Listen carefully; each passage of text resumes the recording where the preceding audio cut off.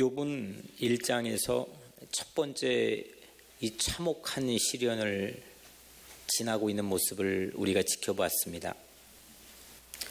소 500결의와 나귀 500마리, 결의를 한국말로는 소 2마리가 이끌고 있는 그 멍에 동참한 모습을 소 결의라 이렇게 말하는데, 뭐 그게 한 마리건 두 마리건 한 500마리에서 1000마리 정도.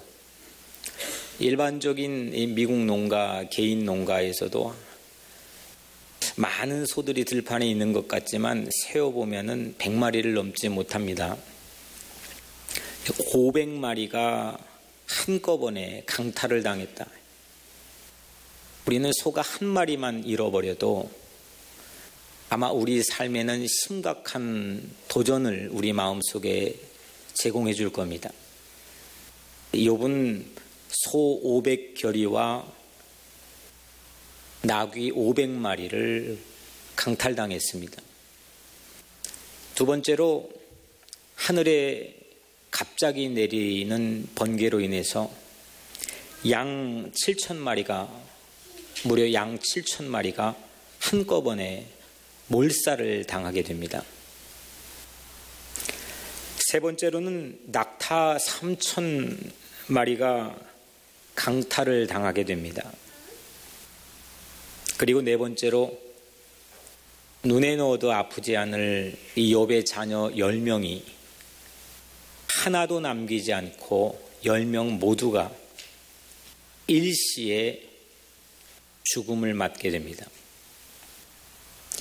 이 네 가지 일이 예고도 없이, 그리고 어떤 시간의 인터벌을 두지도 않고 거의 동시간대에 한꺼번에 욥에게 닥쳐왔습니다. 그래도 욥은 하나님을 원망하지 않았습니다. 욥의 르상티망인 이 원한, 욥 마음속에 생기고 쌓일 수 있는 원망, 그 한 맺힌 삶이 전혀 욥 안에서는 힘을 쓰지 못했습니다. 욥의 고백은 알몸 인생의 고백이었습니다. 나는 알몸으로 왔는데, 빈털터리로 왔는데, 아무것도 걸치지 않고 왔는데 주신 이도 하나님이시고 또 뭐죠? 가져가신 이도 하나님이시다. 이 위대한 고백을 욥이 우리에게 들려줍니다. 이 알몸 인생의 고백을 통해서 욥은 이 네 가지의 절체절명의 이 엄청나고 혹독한 고난을, 이 시련을 이겨냈습니다. 오늘 우리에게 주어져 있는 말씀 안에서 욥이 두 번째 시련에 직면합니다. 욥에게는 마지막 시련으로 우리가 통상 알고 있는, 하늘에서 열려진 천상회의에서 세상을 두루 살펴보고 온 사탄에게 하나님이 이렇게 말합니다. 그와 같이 온전하고 정직하여 하나님을 경외하며 악에서 떠난 자가 세상에 없느니라. 네가 나를 충동하여 까닭없이 그를 치게 하였어도 그가 여전히 자기의 온전함을 굳게 지켰느니라. 하나님은 이 하나님의 말씀 안에서 욥의 온전함, 욥의 인테그리티, 이 욥의 온전함을 두 번씩이나 반복하며 말씀했습니다. 그와 같이 온전하고 그가 여전히 자기의 온전함을 굳게 지켰느니라. 하나님은 자신 있게 욥에 대해서 사탄을 향해 말했습니다. 욥의 온전함에 대해서 말했습니다. 사탄은 이 말을 듣고 뜻밖의 대답을 합니다. 하나님, 근데 욥의 뼈와 살을 치면 욥도 별 수 없을 겁니다. 욥도 하나님을 버리고 하나님을 욕하게 될 겁니다.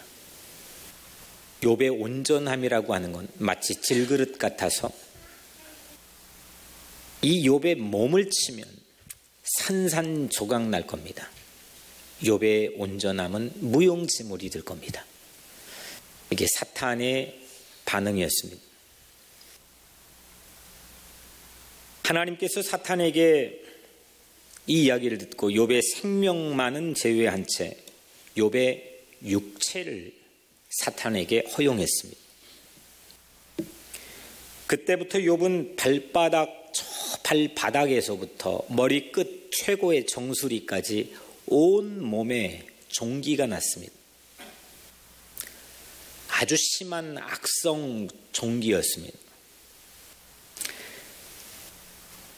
이 종기의 고통을 표현하는 이 욥의 행동은 깨어진 질그릇 조각의 날카로움을 가지고 자기 몸을 그 종기난 부분을 긁어야 될 정도로 이 고통은 처참했습니다.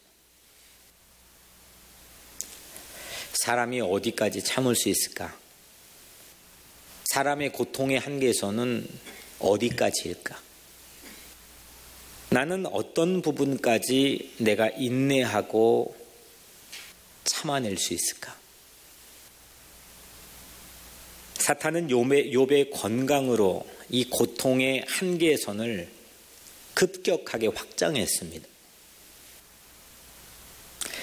욥의 재산, 그 몽땅 많은 재산, 그리고 욥의 하나도 빠뜨리지 않고 모든 자녀를 죽게 만드는 자녀, 이거 다 잃었지만 질병의 최후반까지 사탄은 욥을 한계 상황으로 밀어닥쳤습니다. 목사 아들이었던 지난 세기 최고의 철학자 중에 한 사람인 키에르케고르는 우리 인생 안에 있는 한계 상황을 5가지로 말을 해줍니다. 첫 번째는 고독입니다. 사람은 외로움의 이 한계 상황에 직면해서 아주 심각한 인생의 위기를 경험하게 됩니다. 그래서 가장 심각한 처벌 중에 하나가 독방입니다. 두 번째로 싸움입니다. 내가 거는 싸움도 있지만 내가 하려고 하지 않아도 세상에 자꾸 나에게 걸어오는 싸움, 내 안에 내면 가운데 일어나는 평화롭지 못한 갈등과 반목.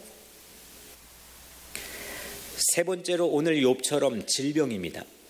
몸에 심각한 질병이 왔을 때 우리 인간은 한계 상황을 경험합니다. 아무리 근사한 사람도 몸이 아프면 피골이 상접해지고 그 마음은 아주 심각하게 위기를 맛보게 됩니다.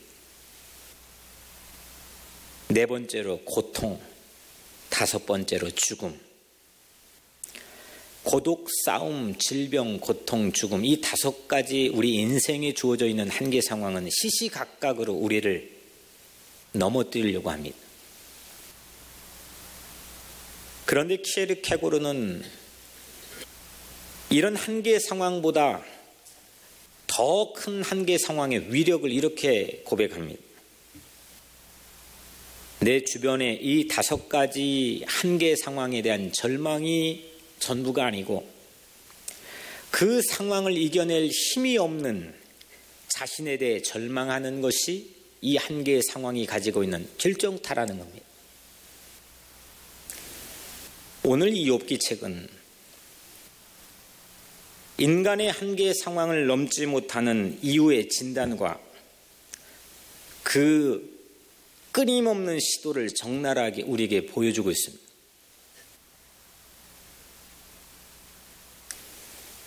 온전함, 한계 상황을 넘어서서 초지일관 변함없이 내 삶의 실존을 지켜낼 수 있는 힘. 내가 잃어버려도 상실해도 병에 걸려도 어떤 상황에서도 나라고 하는 실존이 변함없이 지켜질 수 있는 이 온전함.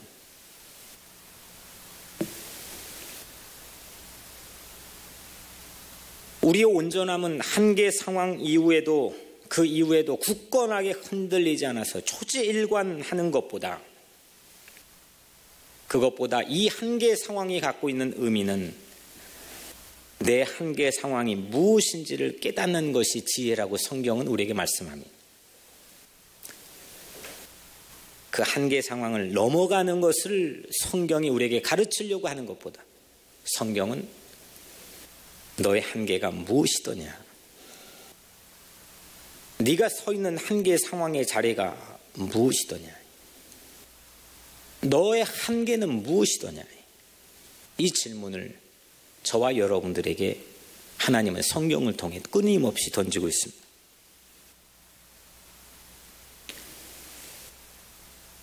욥은 한계 상황에서 어떤 행동을 했습니까?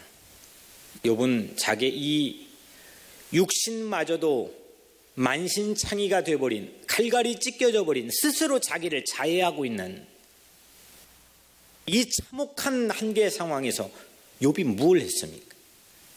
오늘 8절 말씀에 욥이 재 가운데 앉아서, 쟤는 애쉬, 태워서 타다가 이제 완전히 연소해버리고 남은 재, 이 쟤는 아무 필요도 없습니다. 쓸모가 없습니다. 무엇도 못합니다. 아무것도 아닙니다. nothing입니다. 우리는 마지막까지 한계 상황에서도 내 근사한 뭔가의 잠재적인 힘을 찾아보려고 합니다. 그래도 난데, 그래도 나는 근사했는데, 그래도 뭔가 나에겐 남아있는 힘이 있겠지. 내 지혜가 어땠는데, 내가 어떻게 기도했는데, 내가 어떻게 찬양했는데. 우리는 한계 상황에서 내 마지막 나나 타다 남은 죄 아닌 것들을 찾기 위해서 우리는 동분서주할 때가 많이 있습니다. 오늘 욥은 그 죄 가운데 앉았습니다. 아무것도 아닌 죄 가운데 아무것도 아닌 처지가 된 욥이 앉아 있습니다. 죄에 앉았다고 하는 것은 하나님 앞에 백기를 들고 투항하는 겁니다. 열심히 내 힘으로 이 땅의 전쟁 같은 상황에서 열심히 돈 벌어보고 바둥바둥 살아보고 꾸역꾸역 밥을 먹고 세상에 나가서 이민자의 삶을 살았을지라도 제 위에 앉았다는 건 하나님, 나는 더 이상 아무것도 아닙니다. 하나님, 난 더 이상 아무것도 할 수가 없습니다. 난 죄입니다.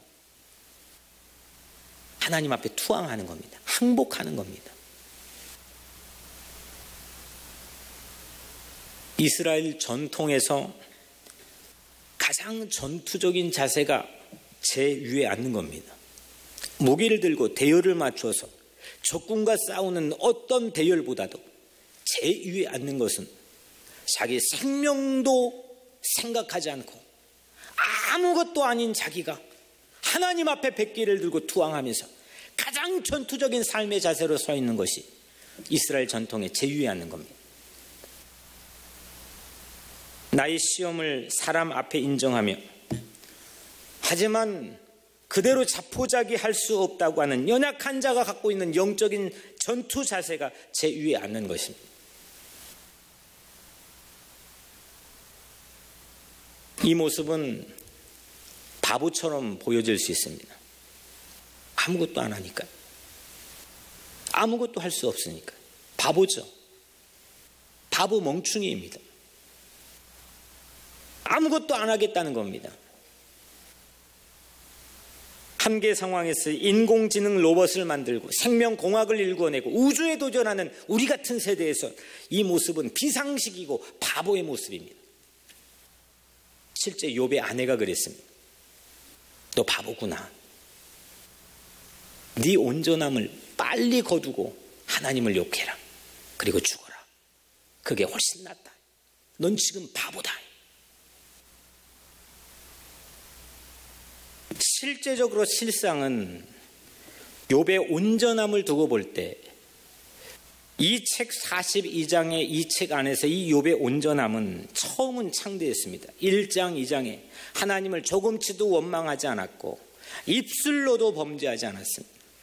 그 처음은 창대했지만 점점 3장부터 자기 생일을 저주하고 수 없는 마음이 거칠어지고 시니컬한 마음을 가지고 견딜 수 없는 고통에서 바람에 날리는 갈대처럼 좌충우돌로 흔들리는 모습을 욥은 우리에게 보여줍니다.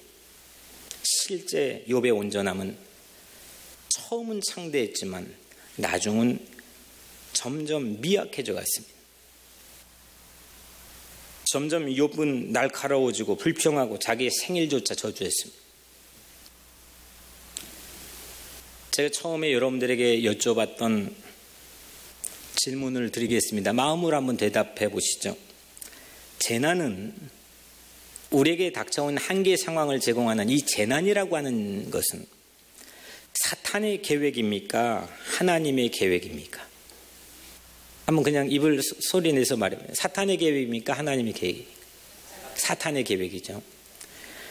재난은 하나님의 계획입니까? 하나님의 허용입니까? 하나님의 허용인 거죠. 하나님의 계획은 오직 우리를 살리고 지키고 보호하고 우리를 구원하는 것이라고 예수님은 말씀했습니다. 이것은 하나님이 우리를 망가뜨리려고 하지 않았고 사탄이 아무리 까불까불거리며 내 주변을 맴돌아도 우리 자신을 향한 하나님의 놀라운 자신감이 바로 하나님의 허용입니다.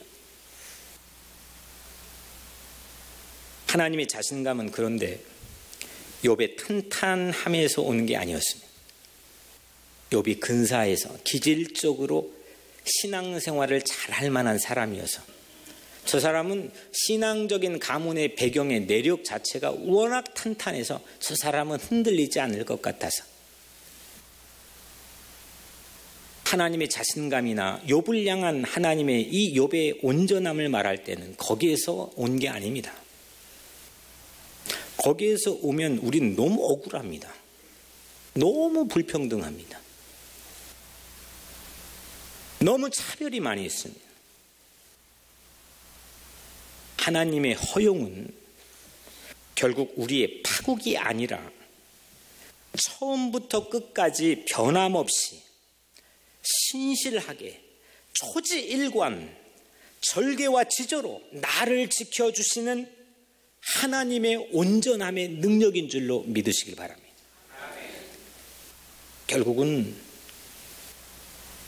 욥의 온전함을 향해 자신이 있었던 하나님은 그 욥의 불안정하던 사탄이 밀가부르듯 욥의 육신이건 소유건 가정이건 이거를 난장판으로 만들지라도 그래서 욥 자체도 마구 다리가 흔들릴지라도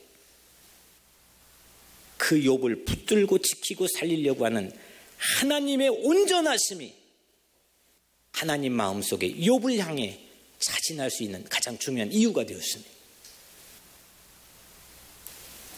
그게 바로 유로집이 바보 예수입니다. 유로집이 바보 예수야말로 하나님 온전함의 클라이막스 아니겠습니까? 바보가 아니고서 어찌 신이 이 땅에 내려와 사람의 몸을 입을 수 있겠습니까?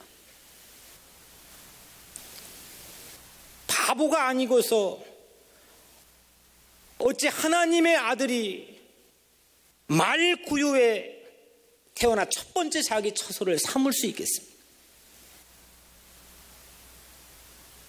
바보가 아니고서 어찌 죄가 하나도 없는 분이 십자가에 처형당하려고 자기 스스로 거기를 올라가기로 결단할 수 있겠습니까? 제 위에 앉는 행위입니다. 아무것도 하지 않겠다는, 아무것도 할 수 없다는 거예요. 나의 하나님 어찌하여 나를 버리시나이까? 유로집이 바보 예수가 절규했던 겟세마네 동산의 기도를 우리는 기억하고 있습니다. 하나님이 오늘 천상 위에 하나님의 허용도 바보스러워 보이지만 이 바보스러운 하나님의 허용조차도 뒤집어버리는 그 허용을 해결하는 하나님의 방법도 그 십자가에 달린 예수를 통해서 우리가 보건대 바보와 같은 모습입니다.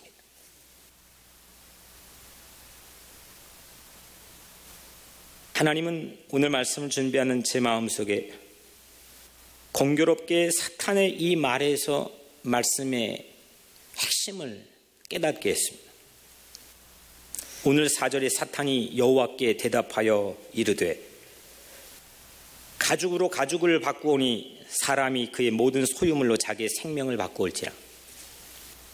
가죽으로 가죽을 바꾸오니 사람이 그의 모든 소유물로 자기의 생명을 바꾸올지라. 가죽으로 가죽을 바꾼다는 말은 속담, 당시의 속담이에요. 동방의 속담이었습니다. 물물 교환할 때 비슷한 가치끼리 바꾸어 사용할 수 있는 당시의 속담입니다. 나에겐 필요가 없고 너에겐 필요할 것 같은 걸 내가 내놓고 그 비슷한 가치끼리 저울을 맞추어서 너에겐 필요 없는 건 나에게 내놔라. 우리 물물 교환하자. 요즘엔 이걸 화폐라고 하는 걸로 사용하고 이게 경제적 구조가 되었지만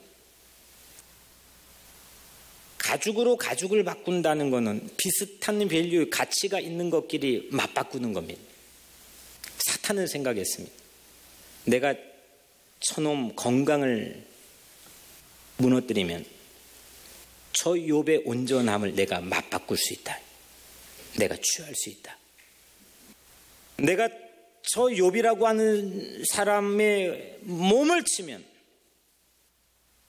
저 욥은 온전함을 포기할 수 있다. 내가 맞바꿀 수 있다. 그렇게 사탄은 자신했습니다. 그런데 하나님은 혹시 욥에 흔들리고 좌충우돌하는 믿음일지라도 이 하나님의 유로집이 그 바보 같은 하나님의 사랑으로 모든 사탄이 펼쳐놓은 난장판이 되어버린 욥의 흔들리는 상황조차도 그를 맞바꿀 수 있다고 하나님은 생각했습니다. 실제 하나님은 독생 성자, 바보 성자 예수 그리스도를 십자가에 죽게 하셔서 그 핏값으로, 그 십자가의 핏값으로 여러분들의 생명과 맞바꾸지 않았습니까? 하나님의 유로집이 바보 사랑, 그 하나님의 온전한 사랑, 거기에서 욥의 유로집이 바보 같은 믿음, 아내가 뭐라 해도, 새 친구가 뭐라 해도, 내 모든 걸 빼앗기고 상실할지라도, 흔들릴지라도, 넘어졌을지라도 욥의 유로집이 바보 같은 믿음, 그 믿음이 욥에게 세워질 수 있었습니다. 우리는 너무 자기 자신을 믿고 있습니다. 나에게 집중하고 있습니다. 하나님을 본다 하지만 내 안에 있는 근거들을 찾고 있습니다. 오늘날 많은 신학과 신앙들도 우리 각자에 담겨있는 인공지능과 같은 가능성과 무한한 잠재력에 집중하고 있습니다. 오늘 말씀 가운데 첫 번째 온전한 믿음은 사탄의 계획과 하나님의 허용으로 주어진 내 삶에 피치 못할 한계 상황일지라도 그 안에서 우리를 정금같이 단련시켜 우리를 지키고 세우려고 하는 하나님의 놀라운 이 계획을 믿는 것입니다. 두 번째 온전한 믿음은 재산, 자녀, 건강, 관계까지 사탄이 마술을 뻗치는 이 한계 상황에서도 제2에 앉아버리는 유로집이 바보 믿음 같은 모습이 오늘 말씀에서 우리에게 제공하는 두 번째 온전한 믿음의 모습입니다. 세 번째 마지막 온전한 믿음은 하나님의 유로집이 바보 사랑, 온전한 하나님의 사랑에서만 우리에게 찾아올 수 있다는 것. 사랑하는 성도 여러분, 사랑하는 성도 여러분, 고통의 한계선에 서 계신 적은 없으셨습니까? 그리고 지금 확장된 고통의 한계선에 몰려 있지는 않습니까? 온전함을 도저히 지킬 수 없는 사탄의 소나기에 붙잡혀 있지는 않습니까? 하나님의 허용에 혼란스러워하지 맙시다. 하나님의 계획만을 믿으며 그 놀라운 사랑의 계획을 바라봅시다. 제 위에 앉아 하나님께 항복 선언을 하는 유로집이 바보 믿음을 갖기 위해서 하나님의 십자가의 온전한 사랑, 그 바보 같은 유로집이 하나님의 사랑이 내 안에 오늘 이 시간 들어온 것을 믿읍시다. 그때 여러분들은 여러분들의 한계 상황을 넘어 지조와 절개에 있는 바보 같은 온전한 믿음으로 거듭난 새날을 맞이하게 될 줄로 믿습니다.